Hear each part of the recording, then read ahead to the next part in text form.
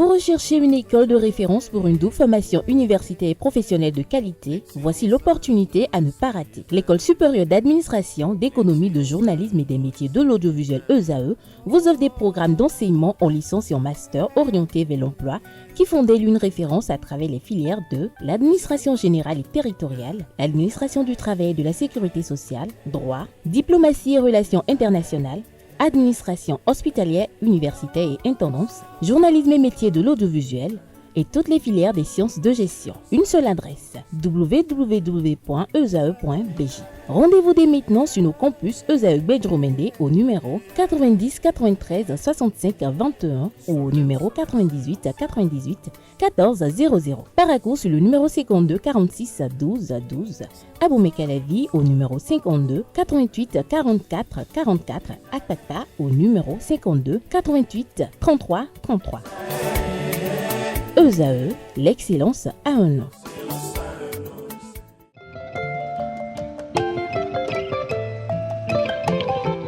À l'état civil, elle signe Yannick Mireille Diogo. Notre invitée de cet après-midi a fait son parcours dans la communication, d'où elle est assistante de direction et communicatrice spécialisée en leadership politique féminin. Également, assistante de projet et militante politique. Femme engagée, elle œuvre pour une plus grande représentativité des femmes dans les sphères de prise de décision. Notre invitée de cet après-midi est également femme leader. Chers internautes, je vous invite à acclamer Yannick Mireille Diogo pour son second passage sur notre émission Politiquement féminin.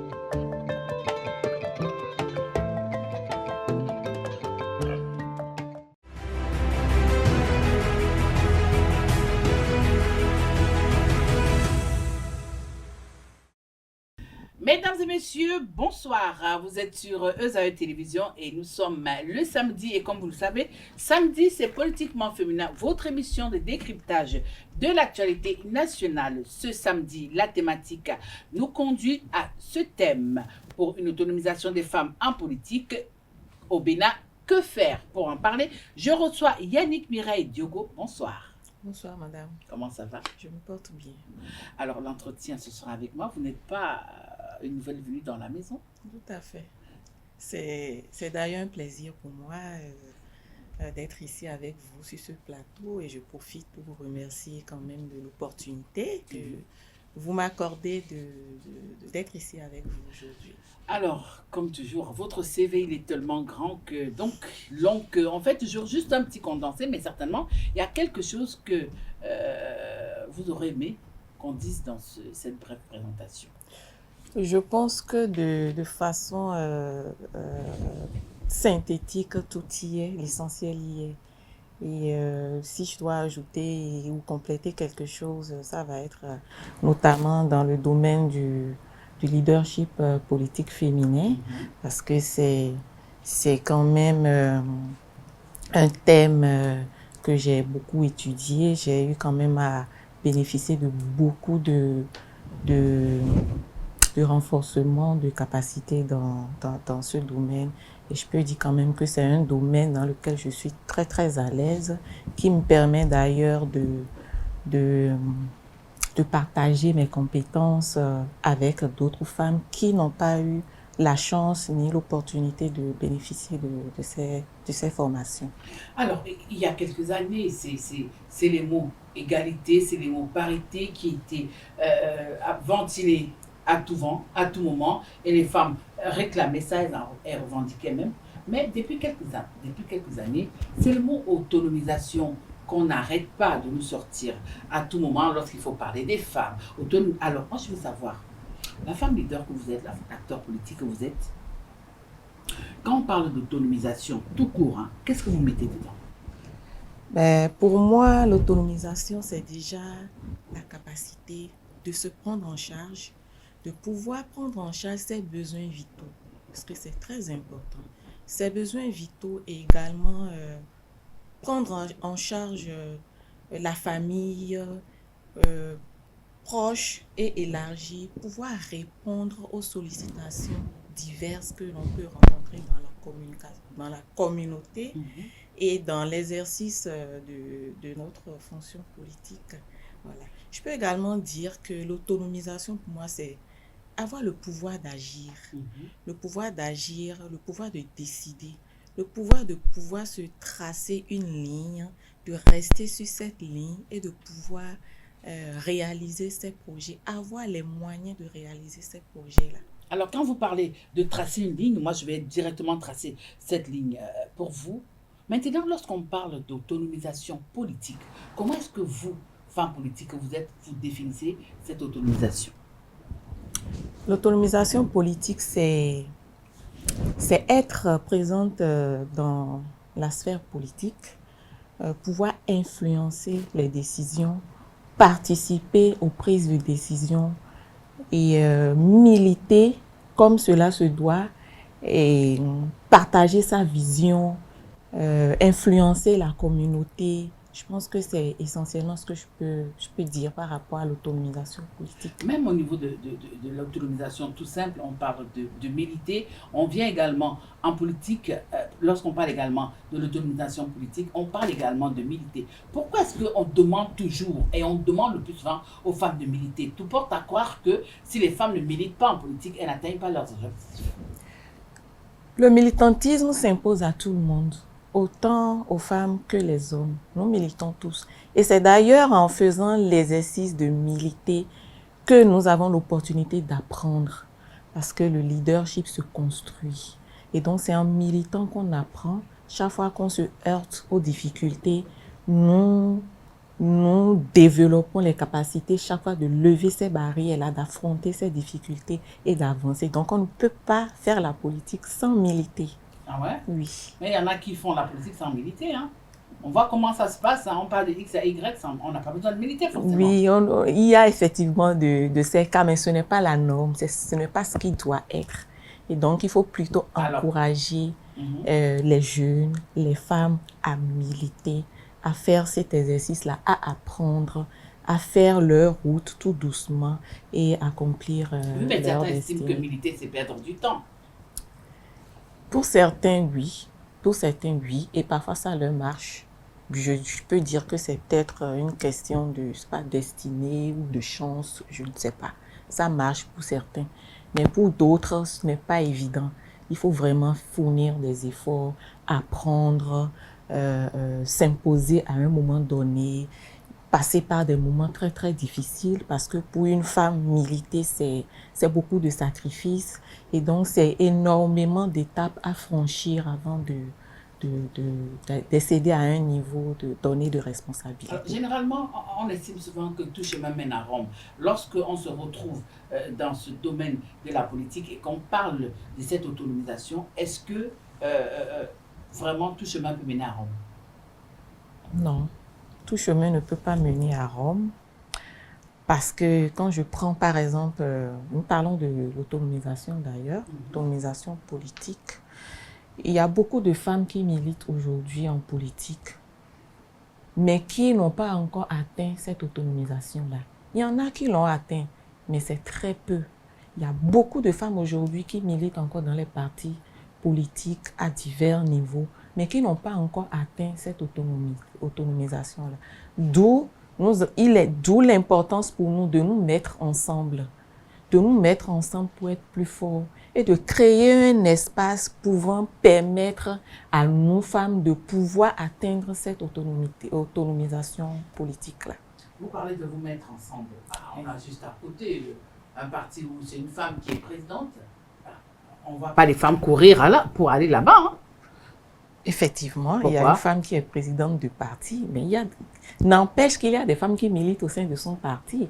Toutes les femmes ne peuvent pas aller militer dans son parti. Et donc, il y a des femmes... On ne les voit pas courir non plus pour aller là-bas. C'est vous qui parlez de vous mettre ensemble. Oui. D'où ma question. Oui, nous mettre ensemble, je pense qu'il faut faire la part des choses. Il faut faire la part des choses. Moi, je parlais plutôt de sororité. La sororité. Ce n'est pas forcément avoir les mêmes objectifs, partager les mêmes visions. Mais quand il s'agit de se protéger, de nous protéger, on est ensemble et on se soutient. Alors, est-ce que vous avez l'impression que les femmes que vous êtes dans l'arène politique, vous êtes autonomes politiquement parlant? Je ne peux pas dire oui. Nous ne sommes pas encore vraiment autonomes. Pour la plupart, il y a quelques exceptions. Pour la plupart, comme je l'ai dit tout à l'heure, les femmes quand même ont encore beaucoup de difficultés à avoir cette autonomie politique parce que on se rend compte que même pour adhérer à un parti politique, elles ont encore besoin de l'accord ou de l'autorisation d'un homme. Et même elles ont encore besoin d'un homme pour battre campagne et pour faire beaucoup de choses, c'est-à-dire accéder à un poste de décision. Elles ont encore besoin d'un homme pour y accéder. Et donc, Mais pourquoi est-ce que vous traînez cet art-là? On sait qu'aller en politique, la politique, ce n'est pas pour les enfants de cœur. Mais vous, les femmes, vous décidez d'aller en politique, vous traînez vos arts et du coup, les hommes ne peuvent pas aller à votre rythme. Nous ne traînons pas nos tares. Je pense plutôt qu'il y a une bonne avancée. Parce qu'il y a quelques années quand même, nous n'avions pas autant de femmes, de jeunes femmes en politique que nous avons aujourd'hui. Donc je pense que nous étions partis en fait sur une base d'inégalité. Voyez, il y avait beaucoup d'hommes en politique contrairement aux femmes. Et les femmes ont dû commencer par rattraper à un moment donné. Et donc nous avons rattrapé, nous sommes en train de faire notre bout de chemin. Et je pense que d'ici quelques années, nous y parviendrons. Alors justement, dites-nous un peu, Yannick Diogo, dans d'autres domaines, hein, c'est difficilement que lorsqu'on parle d'autonomie, les femmes tirent le diable par la queue et comment elles continuent de tirer le diable par la queue. Mais dans votre cas, dans le cas des autres femmes qui sont dans l'arène politique, quelles sont les premières barrières que vous-même, en tant que femme, vous devez lever pour pouvoir atteindre cette autonomisation politique-là? La première barrière à lever, selon moi, c'est déjà le mental. Parce qu'il faut croire en soi, il faut croire en ses capacités. Parce que si vous voulez faire quelque chose et que vous avez des doutes, vous n'allez pas pouvoir y arriver, même si vous avez ces capacités-là. Donc, pour moi, c'est d'abord la première barrière à lever. Et la deuxième barrière, ce sont les stéréotypes qui ont quand même la peau dure, malgré cette lutte qui se fait depuis quelques années contre les stéréotypes. Nous ne sommes pas encore parvenus nous ne sommes pas encore arrivés au bout de nos peines. Ça continue toujours. Et donc, pour moi, c'est l'une des barrières également à briser. Et donc, je pense que c'est ce que je peux dire. Oui, vous parlez toujours de stéréotypes et lorsque vous parlez, généralement, on accuse la société, on accuse la tradition, on accuse la culture, on accuse au passage les hommes. Mais vous-même, en tant que femme, lorsque vous décidez d'aller dans ce panier à crabe, comme j'aime souvent l'appeler, parlant de stéréotypes, est-ce que vous-même, vous n'avez pas des choses à vous reprocher? Non, je ne pense pas. Je ne pense pas que nous ayons des choses à nous reprocher parce que tout part de l'éducation que nous avons reçue de façon générale. On nous a inculqué que la femme n'avait pas droit à la parole, que quand l'homme parle, la femme doit baisser la tête, qu'elle doit écouter, elle n'a pas son mot à dire. Et je pense que c'est quelque chose qui était vraiment ancré en nous et qui a beaucoup agi sur nous, qui nous a empêchés souvent de nous porter au devant de la scène, de faire part de nos idées, de faire savoir que nous aussi, nous pouvons réfléchir, que nous pouvons apporter des solutions à tel ou tel problème, que nous pouvons influencer les décisions qui sont prises même au plus haut niveau. Donc, pour ma part, non, nous n'avons pas quelque chose à nous reprocher. Je pense que la société aussi y est pour beaucoup. Y est pour beaucoup parce que quand les femmes s'engagent en politique, il y a beaucoup de stigmatisation et elles sont souvent découragées. Elles ont bien la volonté d'aller loin, mais à un moment donné, elles sont découragées et certaines baissent les bras. c'est pas toujours Oui, mais de leur ailleurs, faute. si ailleurs les femmes s'étaient découragées, on n'allait pas se retrouver avec des femmes qui postulent au poste de président de la République, qui sont des présidents de l'Assemblée. Pourquoi ici, chez nous, on a souvent cette manie de se lasser des choses, surtout vous qui êtes en politique?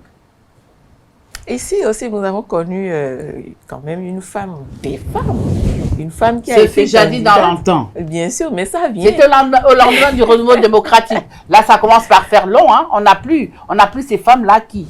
Aujourd'hui, lorsque vous-même, en tant que femme béninoise, vous regardez l'arène politique, quelle est cette femme-là qui tient le lead aujourd'hui en politique au Bénin? Est-ce que on n'en voit pas? On n'en voit pas, effectivement, on n'en voit pas. Mais je pense plutôt que les femmes, comme on dit un adage qui dit reculer pour mieux sauter. Oui, reculer pour mieux sauter. Je pense que les femmes sont beaucoup prudentes. Depuis 2001, hein, vous ne faites que reculer pour mieux sauter. Oui, hein. on va bien sauter. Et le saut n'est pas encore... Ça vient. Vous n'avez pas encore atterri. Hein. Ça vient, on va atterrir. Et donc, comme je le disais, les femmes généralement sont très prudentes. Elles prennent le temps de réfléchir, d'analyser avant de prendre des décisions. Et également, elles prennent des risques mesurés, je vais dire. Vous voyez. Et je pense, je suis l'une de ces femmes d'ailleurs qui a des femmes avec des convictions fermes, qui continuent de travailler, de faire ce qu'il faut, malgré les barrières qui se dressent sur nos chemins. Et donc, comment dire, soyez rassurés que d'ici là, nous sommes pressés de voir ça parce que ça commence à faire long là. Ah oui, vous allez voir. Certains estiment que lorsqu'on parle d'autonomisation politique, lorsqu'on parle d'autonomisation des femmes en politique, on ne saurait aborder ce pan sans parler de la représentativité. Pourquoi? On ne peut pas parler de représentativité. Oui. Parce qu'il faut que les femmes soient en politique, qu'elles soient suffisamment représentées pour qu'on puisse parler d'autonomisation politique. Et donc, c'est pour ça qu'il est important, ce que nous disons depuis bien longtemps, qu'il est important que les femmes puissent accéder aux sphères de prise de décision. Et également, pas une ou deux femmes, mais qu'il y ait plusieurs femmes, de plus en plus de femmes. Et que cela puisse refléter en fait la diversité du pays, parce qu'il y a beaucoup de femmes. Il y a beaucoup de femmes au Bénin. Voilà. Alors, lorsque vous regardez un peu la société politique béninoise aujourd'hui, sans langue de bois, est-ce que vous croyez que les femmes ont la chance de s'en sortir? Aujourd'hui, si on vous retirait ce cadeau que le chef de l'État vous a fait, est-ce que en 2026, on sera à même de se retrouver avec une dizaine de femmes au Parlement? Bien sûr. Comment ça? Bien sûr. Sans ce cadeau-là? Bien sûr. Expliquez-nous. Bien sûr. Avec la société politique actuelle? Bien sûr. Bien sûr. Allons-y, C'est dites-nous possible. ça. Dites-nous ça. C'est possible. Oui, comment? Tout part de la volonté. C'est une question de volonté. Si je mets de côté la loi sur la représentation des femmes, comme je l'ai dit tout à l'heure, il y a beaucoup de femmes dans les partis politiques qui travaillent à s'affirmer, qui sont connues par des leaders. Et donc ces femmes, je pense que ces femmes méritent d'être positionnées et bien positionnées. Vous dites qu'elles méritent, hein? Oui, elles méritent d'être positionnées et bien positionnées sur les listes. Et donc, si ceux-là qui se chargent de faire les positionnements, s'ils sont justes, s'ils veulent être justes, je pense qu'il y aura beaucoup de femmes, même sans cette loi de représentativité. Ah oui? Oui, oui, je le pense.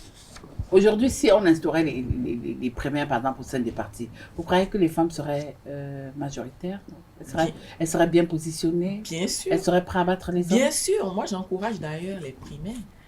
Expliquez-nous ça, hein, maman? Ah oui, parce qu'à la base, mais qui est-ce qui se bat? Qui est-ce qui travaille? Qui est-ce qui est au contact de la population, de la communauté, si ce n'est les femmes en majorité? Oui. Aujourd'hui, si on décide d'organiser les primaires, si un parti décide d'organiser les primaires, moi je pense que beaucoup de femmes arriveront en tête. Oui, beaucoup de femmes arriveront en tête parce qu'elles sont là, elles sont présentes. Elles se battent, elles se rendent disponibles, elles font tout ce qu'il faut. Et parfois, ce sont des femmes qui n'ont même pas eu la chance d'avoir une quelconque formation en renforcement de capacité. Elles n'ont jamais été formées, mais elles ont la chose dans le sang. Ça les prend, elles le font avec beaucoup de conviction, avec beaucoup de plaisir. Et je pense que ces femmes également méritent. Est-ce que le tout, c'est d'avoir ça dans le sang, de le faire avec conviction? Aujourd'hui, on sait ce que la conviction est devenue dans notre arène politique. C'est important. Important? C'est important, la conviction. Ah oui? Ah oui. Ça nous amène au palais des gouverneurs? Bien sûr que ça peut emmener. Oui, ça peut emmener. Parce que quand vous êtes sûr de ce que vous voulez, vous croyez en vous, vous savez là où vous allez, vous voulez atteindre des objectifs, croyez en vous, tenez dur vos convictions. Vous n'allez peut-être pas y arriver rapidement, mais une chose est sûre, vous y arriverez. Mais quand vous y arriverez, vous serez fiers de vous, vous serez fiers d'avoir parcouru un chemin. Et c'est beaucoup plus agréable. Alors, Yannick Mireille Diogo, dites-nous un peu, lorsque vous scrutez un peu le paysage politique aujourd'hui dans notre pays, est-ce que vous croyez que les choses sont faites en votre faveur? Quand je parle de vous, je veux parler des femmes que vous êtes dans l'arène politique pour véritablement vous rendre autonome. Si oui, quelles sont ces actions-là?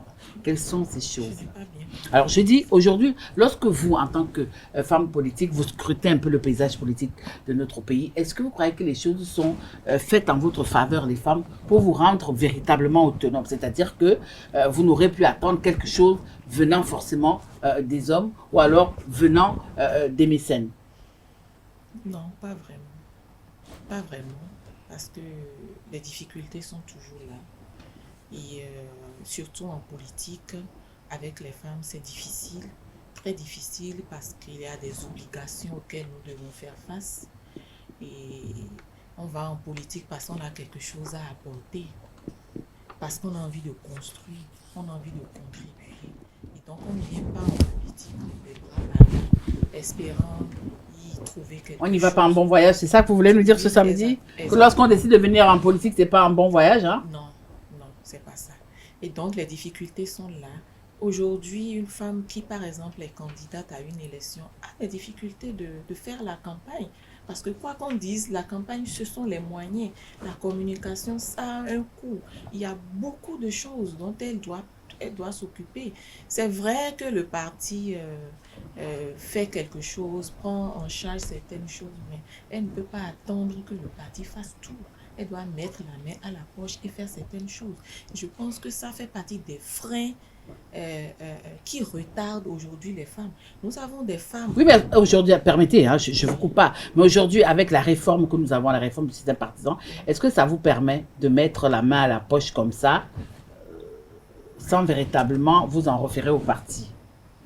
Bien sûr, parce qu'il y a des charges qui sont attribuées au parti, mais si toi-même, en tant que femme candidate, tu dois pouvoir faire certaines choses de ton propre chef.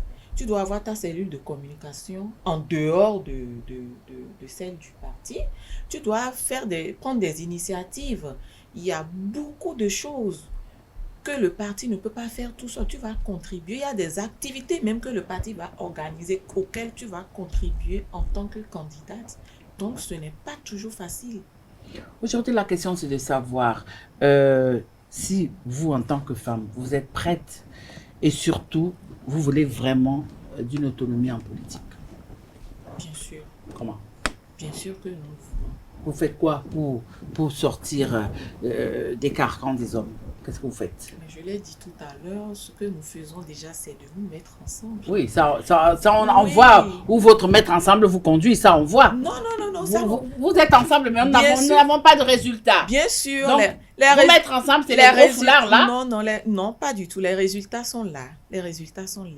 Nous mettre ensemble, mettre sur pied des creusets au sein duquel il y a des femmes de tous les horizons politiques qui réfléchissent ensemble. C'est un rêve ou bien Ce n'est c'est pas un un rêve, espoir? c'est une réalité. Hein? Ah oui. Il y a ah un oui. creuset Il ici y a au Bénin des- où il y a des femmes de tous bords Bien politiques. sûr, bien sûr, Mm. bien sûr, il y a des creusets de femmes de tous bords politiques où elles se Comment ça s'appelle? réunissent.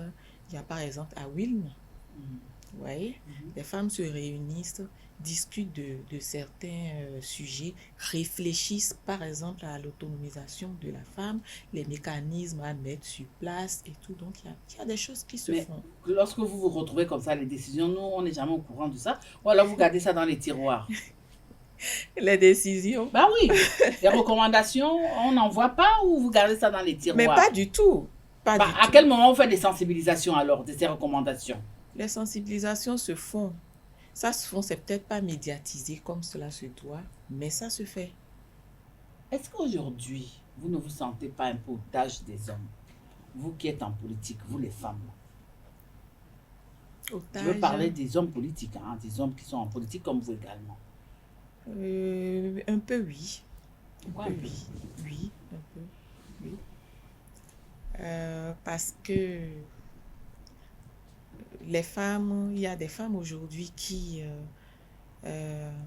ont encore besoin de l'aval ou de l'accord d'un homme avant d'intégrer, par exemple, à un parti politique. Oui, là, ils ont déjà donné l'accord, vous êtes déjà dans le parti. Maintenant, je veux parler des hommes qui sont dans les partis, même avec vous. Est-ce qu'à un moment, vous, les femmes, vous ne vous sentez pas otages de ces hommes-là? C'est-à-dire que, est-ce que vous êtes vraiment libre de vos mouvements au sein de ces formations politiques? Oui, moi je pense que oui. Pour ma part, je suis libre. Je suis libre de prendre mes décisions. Je suis libre d'opiner sur un tel Comme vous le faites ce sujet. samedi? Voilà, sur un tel sujet.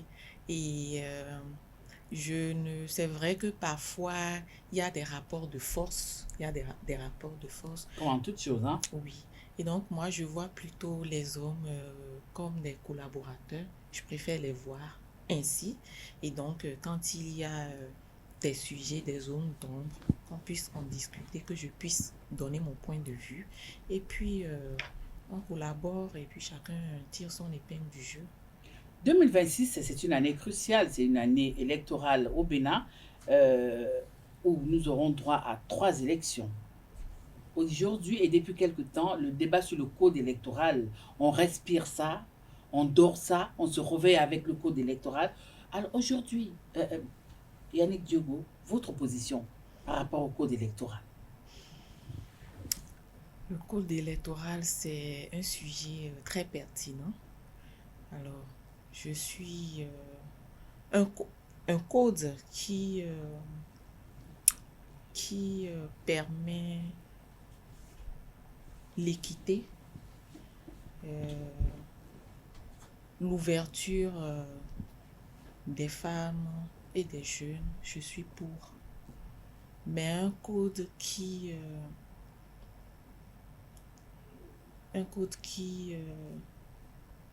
exclut, qui ne rassemble pas ou qui verrouille, je pense qu'il faut la remettre en cause. Alors donc, lorsque je vous écoute, vous êtes pour la révision du code électoral.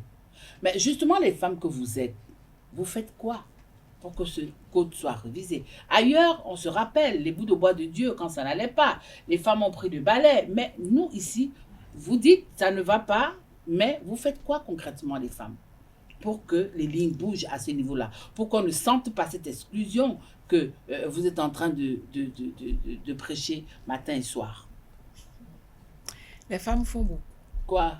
Les femmes font beaucoup. Vous savez, à chaque problème, je vais dire, la solution adéquate.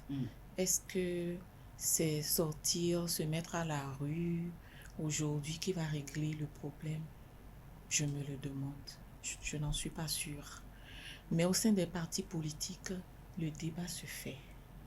Les idées... Et ça reste là au niveau des partis.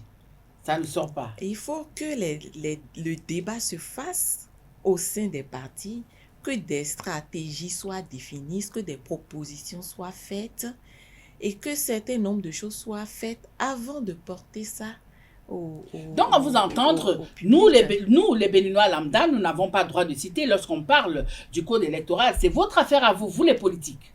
Pas du tout. Pas du tout.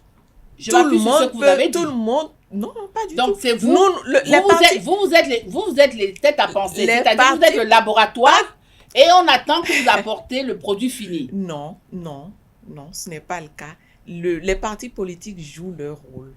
Je pense que toute personne, tout citoyen a le droit et le devoir d'ailleurs de se prononcer, de donner son point de vue par rapport à ce code-là, de faire des propositions s'il le faut. Mais c'est vous qui faites bouger les lignes. Nous faisons bouger les lignes, en effet, oui, nous faisons bouger les lignes, mais nous n'allons pas vraiment réussir à faire bouger les lignes sans le soutien de la population, des citoyens. Donc, il est important qu'eux aussi donnent de la voix. Ouais, et il y a de plus en plus de citoyens, des personnes aussi influentes qui le font de plus en plus, qui donnent leur point de vue. Parlons justement de code électoral, là, vous avez suivi le week-end, il y a quelques jours, le président du FONAC, Jean-Baptiste Elias, faire une certaine démonstration par rapport à ce code électoral. Quelle a été votre réaction? Peut-être que vous, dans vos calculs, vous n'avez pas perçu ça. Quelle a été votre réaction, l'acteur politique que vous êtes? Je l'ai suivi avec beaucoup d'intérêt. Et l'écouter m'a fait réaliser encore une fois l'importance de ce sujet-là. Et je pense qu'il a réveillé beaucoup de conscience. Ah, donc vous étiez endormi? C'est heureux de savoir que même les acteurs politiques étaient endormis. Non, pas du tout. Pas du tout. Mais ça vient renforcer en fait ce que nous disions. Parce qu'il y a un certain nombre de questions qu'on se posait et tout. Et sa sortie vient renforcer en fait ces multiples questions qu'on se posait et tout. Et d'où je disais tout à l'heure qu'il a réveillé des consciences.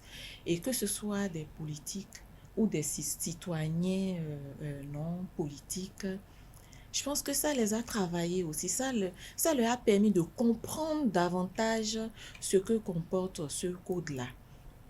Et donc, je pense que c'est ce qu'il faut de plus en plus, faire des débats et voilà, tenir une veille citoyenne. Voilà, Yannick Mireille Diogo, l'entretien s'est terminé avec moi. Vous êtes notre invité de luxe cet après-midi. J'invite donc le loup et la louve à vous servir le thé de Rennes.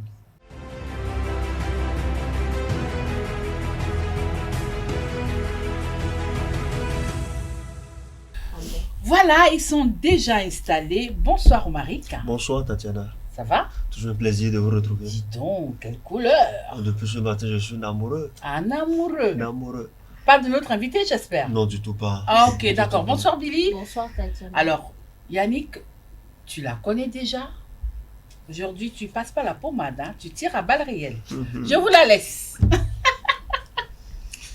Alors, Dame Yannick, bonsoir. Bonsoir, monsieur. Je vous ai suivi avec beaucoup d'élégance, de prestance.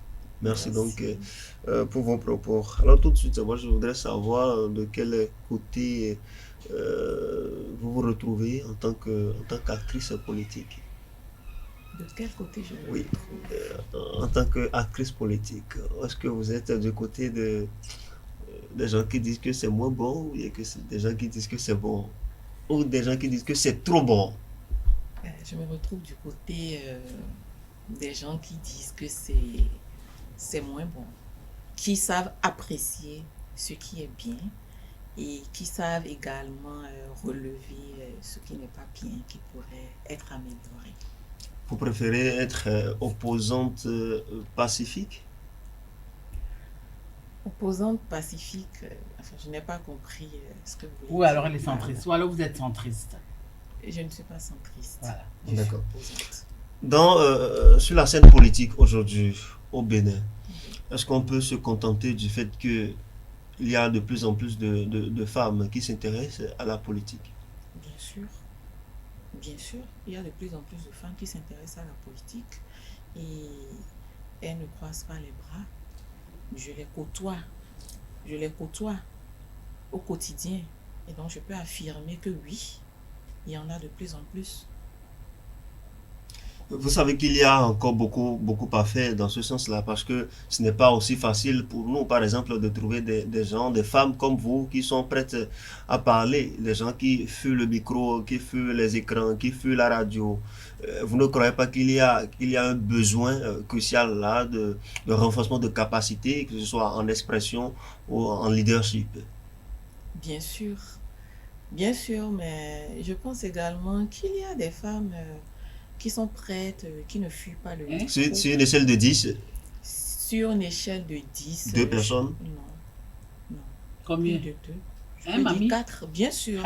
Bien Ici sûr, au Bénin. bien sûr, ici au Bénin, parce que il y a de plus en plus des programmes qui renforcent les capacités des jeunes femmes. Oui, justement, ces programmes-là ont été mis sur pied pour permettre à ces femmes-là de pouvoir apprendre des choses, apprendre le leadership, apprendre à parler en public, apprendre à s'exprimer.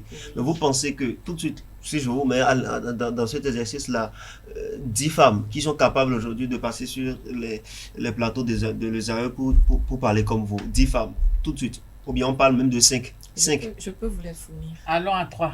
3. Contentons-nous Même de si 3 d'abord. vous voulez 10 femmes aujourd'hui, moi je peux vous donner le contact de 10 femmes qui peuvent tenir sur un plateau de télévision. Pas simplement tenir, il faut déjà qu'elles acceptent de venir. Qui vont accepter, bien sûr. Parce Qui que vont quand on accepter les de venir. invite, elles Ah non, défilent. elles sont là. Je vous promets, il y a des femmes qui ne fuient pas aujourd'hui le micro. Elles ont appris, tout comme moi, je l'ai appris. C'est un exercice que je continue de faire d'ailleurs. Parce que chaque fois que vous m'invitez sur votre plateau, je me dis que c'est une opportunité d'essayer encore, d'apprendre davantage et de gagner en assurance. Je crois qu'elle va vous prendre tout de suite là, mais tout de suite, vous dites que l'autonomisation chez la femme, c'est sa capacité à prendre en charge les besoins vitaux. Est-ce qu'aujourd'hui, il y a réellement de femmes qui sont capables, à elles-mêmes, elles seules, de subvenir à leurs besoins vitaux? Bien sûr. Sans papa à côté, sans tonton, Bien sûr. sans le tonton qui passe? Bien sûr, il y a des femmes. D'accord. Quand je parle de besoins vitaux, ce sont les besoins essentiels. Il y a des femmes aujourd'hui qui n'attendent pas quelqu'un pour prendre soin d'elles, se vêtir, se faire belle, se faire plaisir et tout. Et c'est ce qui est... Payer l'agent de tresse, par exemple? Mais c'est la moindre des choses. Mais il y a vous imaginez qu'il y a des femmes qui peuvent dire à leur homme, mais chérie, ce soir, je t'invite, on va prendre un verre, c'est moi qui paye l'addition. Ah ouais, le Bénin Mais va oui. changer, c'est ce qu'on souhaite. Parlons toujours de votre définition de l'autonomisation de la femme. Bon, de l'autonomisation, vous avez dit que c'est avoir le pouvoir d'agir, de décider. Mais moi, j'aimerais vous demander, en politique, vous pensez vraiment que les femmes ont le pouvoir de décider et d'agir? Vous en êtes sûr? J'en suis sûre. Parce qu'on les voit rarement comme le devant et parler, on a l'impression que d'abord, quand on parle de leader dans les partis politiques, puisque c'est déjà pour la plupart c'est des hommes, des femmes, sauf quelques qui sont Quelques-unes, positionnés à des postes stratégiques, les autres, on ne les voit pratiquement pas. Vous ne les voyez peut-être pas. Vous ne les voyez peut-être pas. Mais elles font beaucoup de choses. Non, on veut voir. Je vais partir de là. Elles pour prennent vous des dire- décisions, Elles prennent des elles décisions. ont le pouvoir d'agir. Bien sûr. Vous savez, agir, ce n'est pas forcément être sous les projecteurs. Être tout le temps sous les projecteurs. Ça dépend. Mais parfois, si vous réalisez que Nous, on a besoin d'elles. vous en avez des besoin, projecteurs. d'accord. Mais si vous réalisez que vous voulez atteindre un objectif et que pour atteindre cet objectif-là, ce n'est pas forcément vous mettant devant des écrans. Parfois, vous prenez du recul. Le plus important, c'est d'influencer là où vous devez influencer pour avoir le résultat que vous voulez. Mais il faut Et donc, aussi... ça peut justifier le fait qu'on Il qu'on ne faut, nous il faut voit quand pas même tout le aussi temps devant qu'elle les soit projecteurs. vue. Il faut quand même aussi qu'elle soit vue pour pouvoir aussi toujours influencer dans l'objectif d'influencer. Puisqu'il y a des femmes qui sont dans des régions lointaines qui n'y croient pas au fait. Qui ne croient pas au fait que les femmes, la femme puisse prendre des décisions ici dans notre pays aujourd'hui, même si elles en ont connu, elles en ont vu. Aujourd'hui, il y en a qui n'y croient pas, quoi, en fait. Elles ne prennent pas ça au sérieux. Il faut C'est aussi vrai. qu'elles soient médiatisées de temps à autre. Tout pour à se fait, faire. c'est vrai. Et j'aimerais aussi vous demander, la douceur, selon vous, est-elle une âme indispensable pour une femme politique pour pouvoir s'imposer? Ça dépend ça dépend de beaucoup de choses. Ça dépend de la situation qu'on a en face de soi. parfois, quand vous voulez avoir quelque chose de quelqu'un, ce n'est pas en faisant du bruit ou en criant et tout. Il faut être stratège, en fait. Ok. Vous voyez?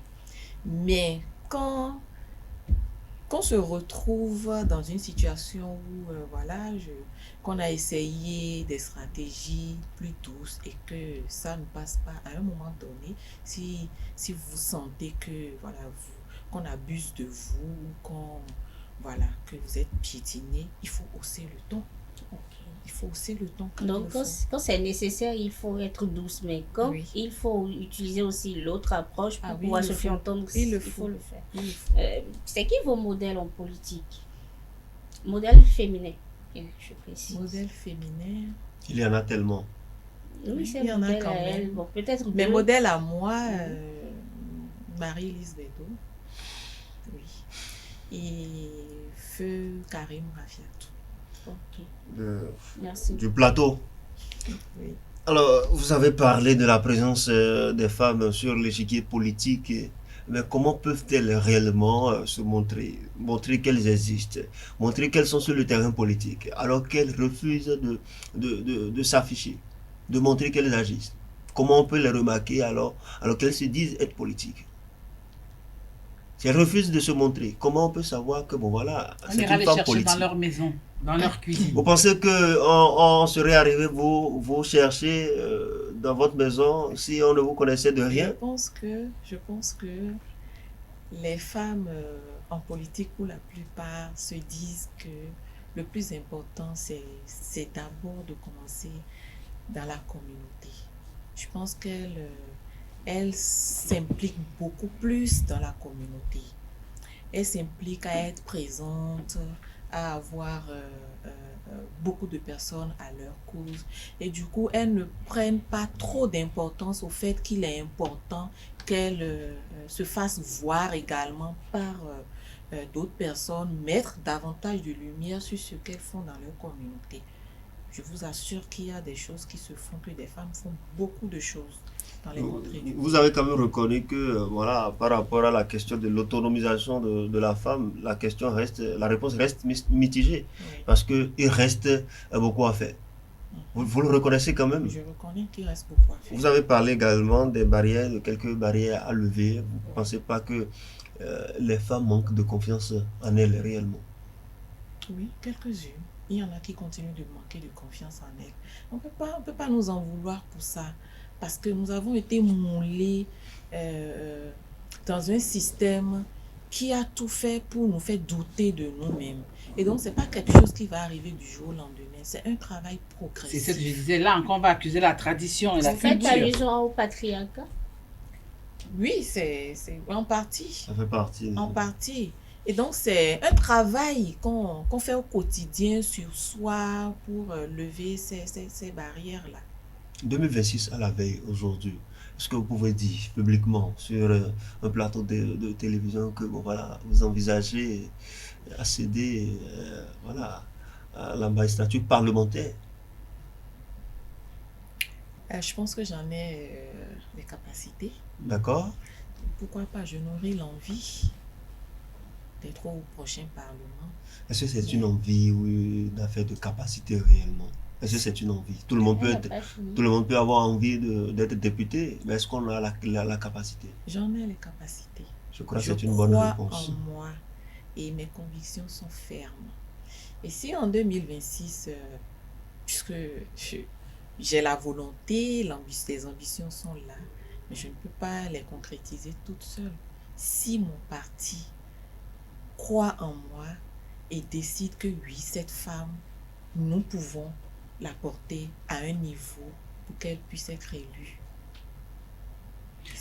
Je ne vais pas trahir un secret en disant que vous êtes quand même dans la 16e. Oui, Et la 16e, ce n'est pas des enfants de cœur qui sont là-bas, femmes comme hommes. tout à Comment fait. est-ce que vous entrevoyez déjà ce combat? C'est un combat Ce qui sera un combat de titans, de oui. gladiateurs, Ah oui. de coqs. Ce sera un combat de gladiateurs. Ah ouais. Parce qu'il y a quand même beaucoup d'acteurs politiques dans la 16e circonscription. Femmes comme hommes, hein. Femmes comme hommes, c'est Cotonou, c'est la vitrine, donc c'est vraiment concentré. Donc ça va être un combat de gladiateurs, comme vous le dites. Mais Madame vous- Diogo, Oui, juste vas-y. vous me permettez, au vu des réalités que nous vivons au Bénin depuis l'avènement du gouvernement en place, selon vous, puisque le gouvernement est en train de s'en aller, selon vous, quel serait le meilleur profil de président, du prochain président? Le meilleur profil, c'est quoi les aptitudes qu'il doit avoir ou c'est quoi les attributs qu'on doit souhaiter qu'il ait pour pouvoir mieux gérer ou mieux répondre aux besoins du peuple, au vu de ce qui se Selon moi, passe actuellement? Le meilleur profil du prochain président, c'est celui-là qui doit prôner la réconciliation, celui-là qui doit prôner l'unité. Parce qu'aujourd'hui, on voit qu'il y a beaucoup de discordances, beaucoup de choses qui sont décriées à tort ou à raison. Mais il faut que le prochain président puisse vraiment taire toute, comment dire, Ces divergences. toutes ces divergences et vraiment continuer sur le chemin du développement. Sur la voie qu'on est en train d'emprunter actuellement. Sur la voie qu'on est en train d'emprunter actuellement, peut-être, je me dis, il y a certaines choses qui sont bien, mais d'autres qu'il faut corriger D'accord. et avancer. Merci. Que dites-vous à travers le mot réconciliation? Que mettez-vous? Qu'est-ce que ça contient en fait? Le mot réconciliation, pour moi, c'est entendre le cri de tout le monde, prendre en compte les revendications, les propositions, ce qui dérange. Parce que si les gens parlent de plus en plus, c'est parce qu'il y a quelque chose qui les dérange. Mais qui parle? Qui parle? Est-ce que les gens parlent Mais vous réellement? observez avec moi sur la scène politique des politiques qui lèvent la voix, qui dénoncent, qui sont gênés par un certain nombre de choses. Et donc, il est important de les écouter, de tenir compte également de ce qu'ils disent. Voilà. Merci beaucoup à vous. Je crois que moi, je n'ai plus de questions. Oui, mais avant de revenir vers vous pour le résumé de notre de l'entretien de cet après-midi, 2026 c'est là, comme Romaric l'a dit, mais les femmes ne s'invitent pas au débat. Pourquoi? On ne vous voit pas prendre la parole. Elles sont combien ces femmes qui discutent à bâton rompu au niveau des médias? On ne vous entend pas. Vous êtes qui? Vous attendez le top? Vous préférez écrire sur les réseaux sociaux? Effectivement, c'est un constat. Et je ne saurais vraiment dire pourquoi, de façon fondamentale, les femmes manquent au débat à l'approche des prochaines élections. Je me dis, c'est peut-être l'ambiance politique, l'atmosphère, parce qu'on sent que tout est crispé. Les gens ont du mal vraiment à s'extérioriser, à dire certaines choses. Du coup, les femmes, nous sommes de nature Gentil. parfois très calculatrice, on calcule beaucoup. Est-ce que c'est opportun de faire ci? Est-ce que c'est opportun de dire ceci? Et donc, les femmes... ont peur, tout simplement. Elles manquent la de confiance peur, en elles. non, c'est pas de la peur. Ce n'est C'est pas quoi, de la alors? peur. Ce n'est pas de la peur. Je pense que c'est plutôt la prudence. Quelle prudence? Je peux dire que c'est La plutôt prudence. Ben, la si prudence. s'il s'agit de prudence, alors vous faites quoi en politique? Ah oui, mais il faut être prudent en politique aussi. Ah ouais. Ah ben oui, c'est important. Prudence et peur. Peur. Prudence Mais et la peur. peur est humaine. Tout le monde a peur. Même Mot de les même- hommes mot ont de peur même à un famille. moment donné. Mot de même famille que la peur. Même les hommes ont peur à un moment donné. C'est humain. Donc on ne peut pas écarter totalement La politique peur. n'est pas faite pour les enfants de cœur, vous l'avez Je reconnu suis tout à l'heure. d'accord. Et donc, d'accord. il faudra que dans vos creusets, comme vous l'avez dit sur ce plateau, Les creusets où on ne voit jamais les creusets recommandations. Là, qu'on ne voit jamais les recommandations, il faudrait que dans vos creusets d'échange, dans les discussions, Ou bien les creusets, on porte les glaces foulards. ou bien vous allez apprêter les couleurs de foulard que vous allez mettre pour les journées internationales, pour vous montrer un peu. En tout cas, discuter, moi je vous le propose gentiment. Proposer, discuter de toutes ces choses-là dans vos creusets pour que les femmes arrivent de plus en plus à s'affirmer parce qu'on ne vous reconnaît pas. Ça, on l'a dit, nous avons besoin de vous. Aujourd'hui, les femmes vont à l'école. Les femmes s'affirment. Et moi, je me porte garant ici sur ce plateau en vous disant que si vous avez besoin de femmes, vous n'avez pas peut-être leur contact. Moi, je suis dans plusieurs creusets. Ne vous inquiétez pas. Contactez-moi. Les 10 prochains numéros. Je vais mettre à votre disposition des contacts pour avoir des Les 10 femmes. prochains numéros, Béli. On va vous harceler, ne nous amenez pas seulement à l'INF. Ne nous Ou amenez bien. pas. Et on ne veut pas des gens qui vont parler ici. Merci Billy, merci Romaric. Voilà, Yannick Mireille Diogo, l'entretien. C'était avec moi, le loup et la louve vous ont entretenu pour le duel. Bon, avant de partir, nous allons écouter Romaric nous faire le résumé de tous vos propos de cet après-midi. Oui, merci beaucoup Yannick Mireille Diogo, bonsoir à nouveau.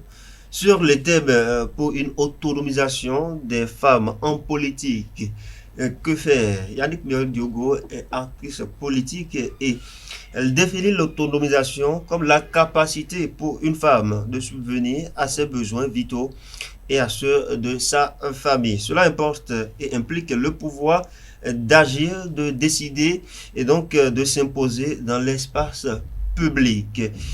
Place de la femme en politique pour Yannick Mireille Diogo, être présente sur l'échiquier politique est essentiel. Et le militantisme est une nécessité pour tous, pas seulement pour les hommes, mais également pour les femmes. Cependant, l'autonomie réelle des femmes en politique reste mitigée. C'est ce qu'elle a fait croire, c'est ce qu'elle a laissé entendre sur nos plateaux. Et donc, des progrès ont été faits, mais il reste encore à accomplir.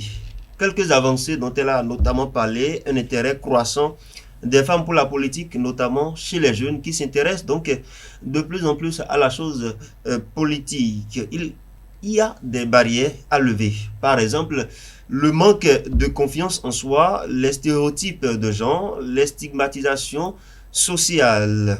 Sa vision pour 2026, une présence féminine plus affirmée avec des femmes connues et influentes, des femmes proches des communautés et actives à la base. Elle affirme sur Politiquement Féminin de ce samedi que les femmes sont capables de gagner le terrain et de gagner les élections. Il faut juste leur faire confiance et les positionner pour les prochaines joutes.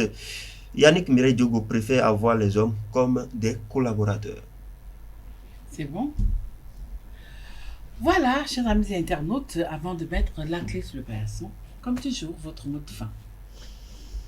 Mon mot de fin, c'est naturellement un remerciement à l'endroit de Usaï TV pour cette opportunité qui m'est offerte de passer ces moments avec vous, d'opiner sur toutes ces questions et également mettre la lumière sur moi et